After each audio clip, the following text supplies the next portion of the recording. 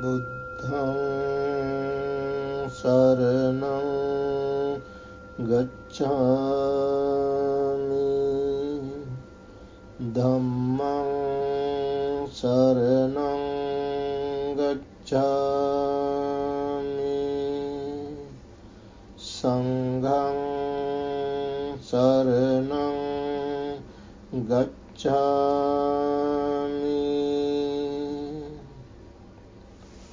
Friends,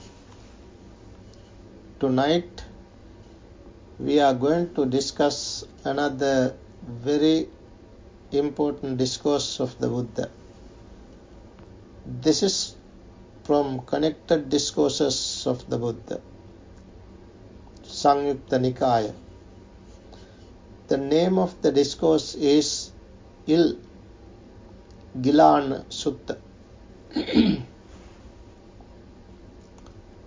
In this sutta, we are going to understand mainly two things. As the topic for this Dhamma talk given is there a difference between the lay Arahant and the monastic Arahant? That is one thing to be understood from this sutta. We can understand whether there is a difference between the two, between the lay Arahant and the monastic Arahant. We can understand this at the end of the discourse. And also, in this discourse, we can understand how a wise person, when he is passing on his deathbed, how such a wise person is to be advised by another wise person. We are the wise persons. We have our friends. When our friends are passing, when they are on their deathbed, sometimes we have to advise them. We have to admonish them. We want to talk to them. What are the things to be talked to? What are the things to be explained? In accordance with this discourse, the Buddha advised Mahanama, one of his cousins, how to advise such a person when one is on his deathbed, as the what you call near-death experience. Let's come to the discourse and understand what the Buddha exactly said. This discourse was delivered by the Buddha when the Buddha was dwelling at Kapilavattu. Kapilavattu, the banyan tree monastery. Kapilavattu was the Buddha's hometown, where he was born. Now, on that occasion, a number of bhikkhus were making a robe for the Blessed One, thinking after the 3 months, with his robe completed, the Blessed One will set out on tour. That is, the monks were stitching the Buddha's robe, thinking that within 3 months, Buddha will set out on tours. Then one of the Buddha's cousins, Mahanama Sakyan was the clan of the Buddha. He thought a number of bhikkhus, it is said, are making a robe for the Blessed One, thinking that after the 3 months, with his robe completed, the Blessed One will set out on tour. So he got this information, and then he went to see the Buddha, Mahanama. He approached the Buddha, paid homage to him, sat down to one side and said to the Buddha, "Venerable Sir, I heard that a number of bhikkhus are making a robe for the Blessed One." And he further said, "Now I have not heard," this is his question, "I have not heard and learned in the presence of the Blessed One how a wise lay follower who is sick, afflicted, and gravely ill should be exhorted by, should be advised by another wise lay person." That is what he wanted to know. Mahanama wanted to know that. Then the Buddha said, "A wise lay follower, Mahanama, who is sick, afflicted, and gravely ill should be consoled by another wise lay person, lay follower, with four consolations." With four consolations. What are the four? Let the Venerable One be consoled like this: "You have confirmed confidence in the Buddha." That is what, as a close friend, a wise friend, this is the way to advise to another wise person who is going to pass as he is on his deathbed. This is the way to advise. Wise person means the noble person who has gone for Buddha as his refuge, Dhamma as refuge, Sangha as refuge, like that. The one who is engaged in the Dhamma, such a person is called here the wise person or the noble person. For such a person, as our own friends, our own Kalyana Mittas, whenever they are going to pass, we can share this. We can share these ideas with them. That is why we have to understand this. So the Buddha said, such a person should say, "You have confirmed confidence, conviction, Shraddha in the Buddha." How? The Blessed One is an Arahant, perfectly enlightened, accomplished in true knowledge and conduct, fortunate, knower of the world, unsurpassed leader of persons to be tamed, teacher of devas and humans, the enlightened one, the Blessed One. You know that the stanza which we recite every day, Itipiso Bhagava Arahant, like that, where there are 9 great virtues of the Buddha. So such a wise person, the person who has gone forth to practice, the person who is following the Buddha's path, should have this conviction, confidence in the Buddha, thinking there is 9 great virtues of the Buddha. That is the first factor. The Buddha said 4 consolations. If such a person, whenever reminds this, he can arouse such great qualities, such great confidence in the Buddha. I have this confirmed conviction, confidence. That's the first thing. Confidence in the Buddha.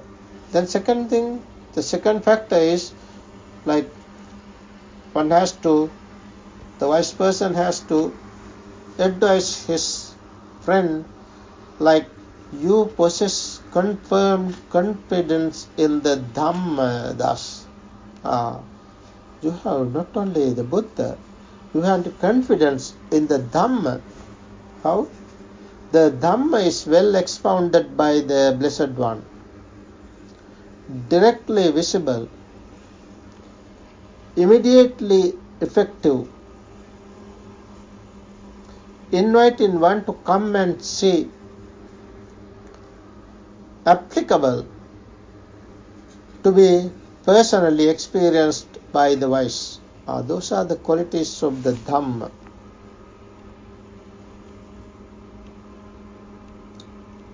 We recite in Pali Swabhato Bhagavata Dhammo, in which there are 6 great virtues, qualities of the Dhamma.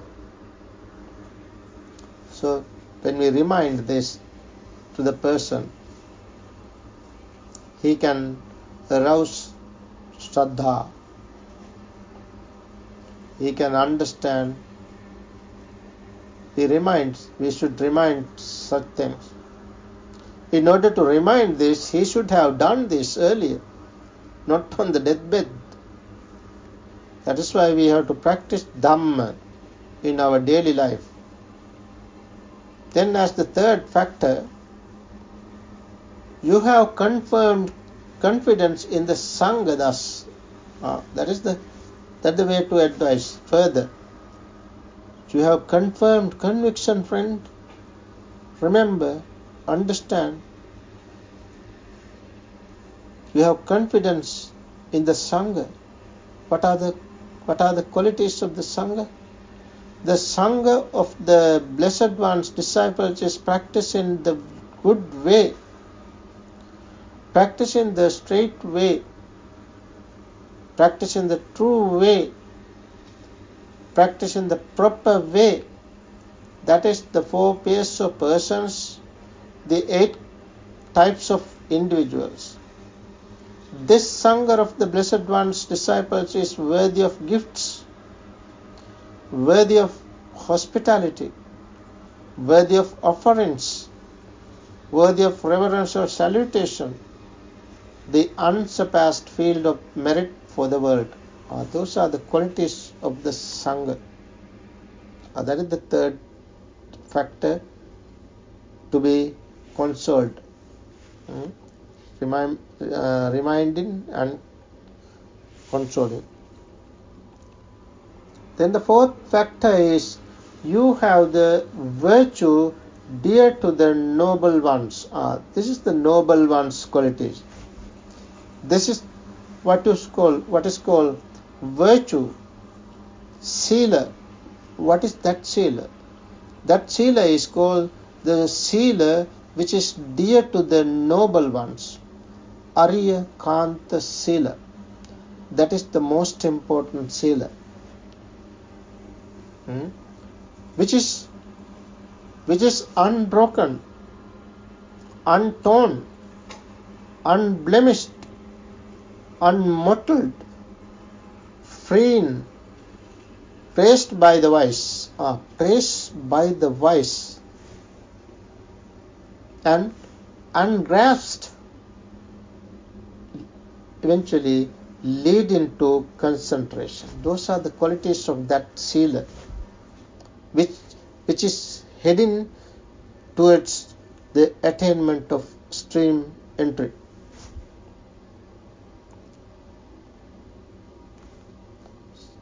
These are very much significant.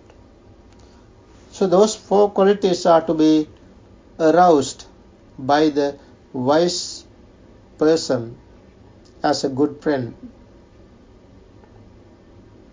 And further the Buddha said, after a wise lay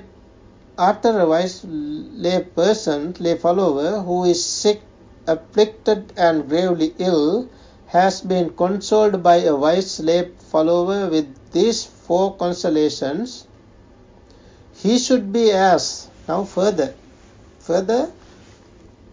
we have to ask. He has to ask. Are you anxious about your mother and father? That is what happens. On deathbed, everybody think of this. You have to ask, are you anxious about your mother and father? If he says yes, I am, he should be told, Buddha said, he should be told, but good sir, you are subject to death. Whether you are anxious about your mother and father or not, you will die anyway. You will die anyway, whether you are anxious or not. So please abandon your anxiety over your mother and father. Buddha says, if he says, I have abandoned my anxiety over my mother and father, he should be asked, are you anxious? Again, he should be asked like this, are you anxious about your wife and children? If he says, I am, he should be told, but good friend, good sir, you are subject to death. Whether you are anxious about your wife and children or not, you will die anyway. So please abandon your anxiety over your wife and children. Further, Buddha says, if he says, I have abandoned my anxiety over my wife and children, he should be asked, are you anxious about the 5 codes of human sensual pleasures? If he says, yes, I am, he should be told, celestial sensual pleasures, friend, are more excellent and sublime than human sensual pleasures. So please withdraw your mind from human sensual pleasures and resolve on the devas of the realm of the 4 great kings. That means this human pleasures, in comparison to human pleasures and the pleasures in the devas realm, the 4 great kings, Chatum Maharajika, is more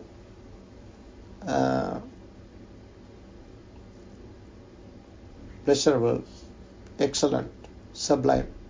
Therefore, the advice is to be given as the wise person, the advice should be given to resolve on the devas of the realm of the 4 great kings. The Buddha further said, if he says, my mind has been withdrawn from human sensual pleasures and resolved on the devas of the realm of the 4 great kings, he should be told, the Tavatinsa devas, which is the above the 4 great kings, realm of 4 great kings, Tavatinsa devas. The realm of Tavatinsa devas, friend, are more excellent and sublime than the devas of the realm of the 4 great kings. So please withdraw your mind from the devas of the realm of the 4 great kings and resolve on the Tavatinsa devas. If he says, my mind has been withdrawn from the devas of the realm of the 4 great kings and resolved on the Tavatinsa devas, he should be told, more excellent and sublime friend than the Tavatinsa devas are the Yama devas. These are the ascending order. Ascending order. Those are pleasurable, more excellent and sublime, one by one. Tavatinsa devas are the Yama devas. Yama deva is much better, excellent. That is the meaning. Then further he should be said, he should be advised, the the Tusita Devas is more excellent. The Nimmanarati Devas more excellent than the Tusita. Then the Paranimita Vasavati Devas are more excellent and sublime than the Nimmanarati. Then further said, the Brahma world, friend, is more excellent and sublime than the Paranimita Vasavati Devas. So you see, these are different realms of celestial beings. And finally said, Brahma world, Brahmas. Brahma world is more excellent and sublime. Therefore, advice, the Buddha said, the wise follower should be advised by the same wise follower, wise person, like this. So please withdraw your mind from the Paranimita Vasavati Devas and resolve on the Brahma world. Brahma world. If he says, my mind has been withdrawn from the Paranimita Vasavati Devas and resolved on the Brahma world, he should be told, even the Brahma world, friend. This is the very much significant place. We all have to understand this very clearly. Even the Brahma world, friend, is impermanent. That is to be said. Even the Brahma world, friend, is impermanent, unstable, included in identity. This is the point. This is the most important point to understand clearly. All these realms, whatever the Deva realms, all those are impermanent, unstable, included in identity. Now, when one is born even in the Brahma realm, which is the end, Brahma realm, even in the Brahma realm, the problem is this. What is the problem? Problem is this one, identity. Identity is the problem. What is identity? Identity means Sakkaya. What is Sakkaya? Let's understand the Buddha's very word on Sakkaya. Another discourse. Buddha said what Sakkaya means, what identity is.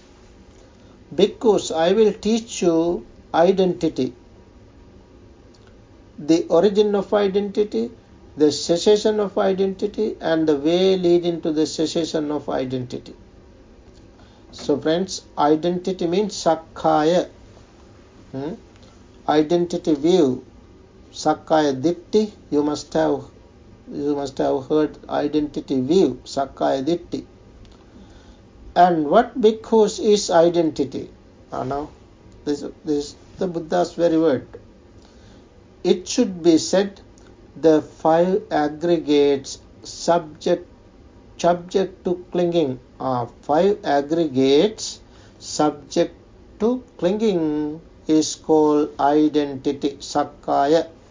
Then Sakkaya means 5 aggregates subject to clinging. In other words, 5 aggregates affected by clinging. Panchupadana Khandha. Upadana Khandha. 5 aggregates are there even in the Brahma realm. That's the meaning. Now, 5 aggregates. What 5? Form aggregate, feeling aggregate, perception aggregate, volitional formation aggregate, and consciousness aggregate. This is called identity. That is what we want to understand. What this identity is. Okay. Let's come back to the same discourse.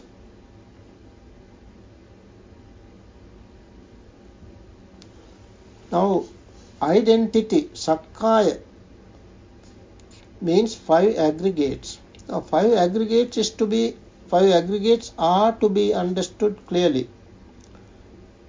Since there are 5 aggregates in the Brahma realm, Buddha's advice is this, to advise the wise person.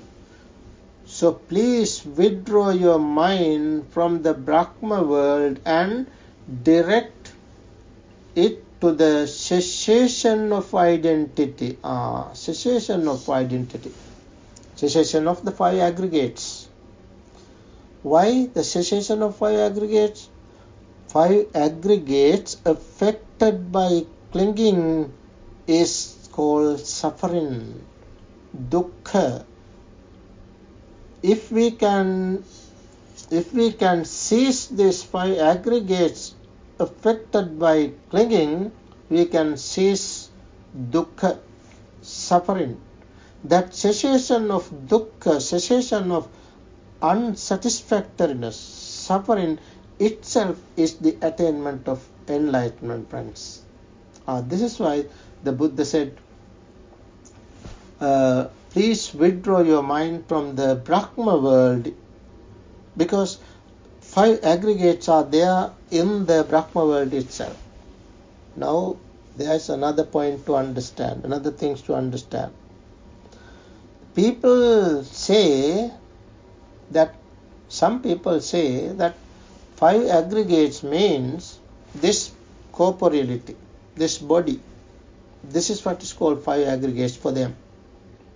They therefore say, when we leave behind everything and pass, we leave behind 5 aggregates.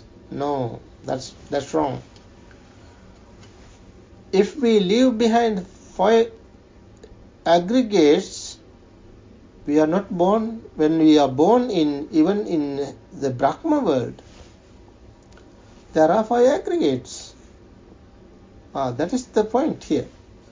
5 aggregates are there even in the Brahma world, where there is no body like ours, no corporeality, no body. 5 Brahma realms are not physical. These Deva realms are not physical. They are not born. Devas are not born. Brahmas are not born. They are manifesting. So, 5 aggregates are not born. 5 aggregates are manifesting. Patu bhuta, patur bhuta. The Buddha said, Khandanam patu bhavo. That is the Buddha's very word. Khandanam patu bhavo. Manifestation of the aggregates. And ayatananam patilabho. Obtaining of 6 sense bases. That is what is called birth. So friends, this is the very much significant place to understand that the 5 aggregates are even in the heavens and the Brahma worlds, where there are no corporeality, no physicality, no physical body like ours, but they have 5 aggregates. That means 5 aggregates are not physical but mental. Where do they arise and pass, arise and perish? They are all the time arising and passing in the 6 sense bases from the day that we were born to this world. They are ever arising, passing, arising, passing. What happened to us is these 5 aggregates, when they arise, we cling to these 5 aggregates. That is the problem. When we cling to these 5 aggregates, the 5 aggregates become not only aggregates, not only simple aggregates, but aggregates affected by clinging. That is how dukkha, suffering, arise within us. So the Buddha's instructions, kind admonition, is to cut off these 5 aggregates. Clinging, inclination to these 5 aggregates. And if we can cut off that inclination, chanda raga, delight and lust, attachment to 5 aggregates, we can detach from attachment, and we can attain supreme bliss of Nibbana. From where should we understand all this? In the 6 sense bases. 5 aggregates are rising and passing all the time in the 6 sense bases, but one at a time. Not all the 6 simultaneously. One at a time. Then there are 5 aggregates rising, passing in the eye. It's absent in the ear, absent in the nose, absent in the tongue, absent in the body, absent in the mind. Like that. Without a particular order, this happens all the time. That's the way to understand these wonderful teachings of the Buddha. And if we can understand this Dhamma in that way, we can understand the real words of the Buddha. So, now, finally, in this discourse, the Buddha said the topic, to understand the topic, the difference between, is there a difference?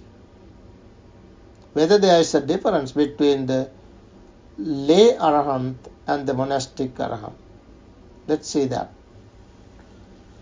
If he says, now, if the person says, he would direct it to the cessation of identity. If he says, my mind has been withdrawn from the Brahma world, mind has been withdrawn from the Brahma world, I have directed my mind to the cessation of identity. Sakkaya Nirodha, cessation of identity. Sakkaya Nirodha. Cessation of identity means cessation of 5 aggregates affected by clinging. 5 aggregates affected by clinging come to the cessation.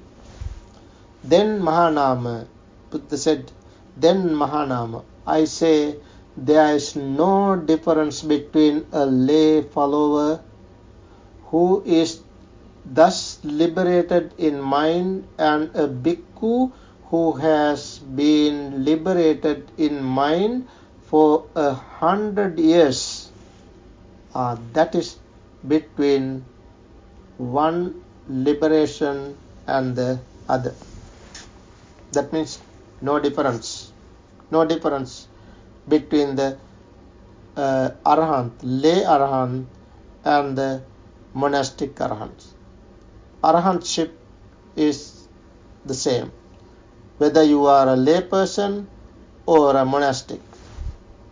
Arahantship is the same. That is the meaning. That is the very words of the Buddha. Friends, let's understand this wonderful teachings of the Buddha and put this teaching into practice in our daily life so that we can experience this Dhamma, we can realize this Dhamma and realize real peace, real happiness of Nibbana here in this very world. May we all realize real peace, real happiness of Nibbana. Sadhu, sadhu.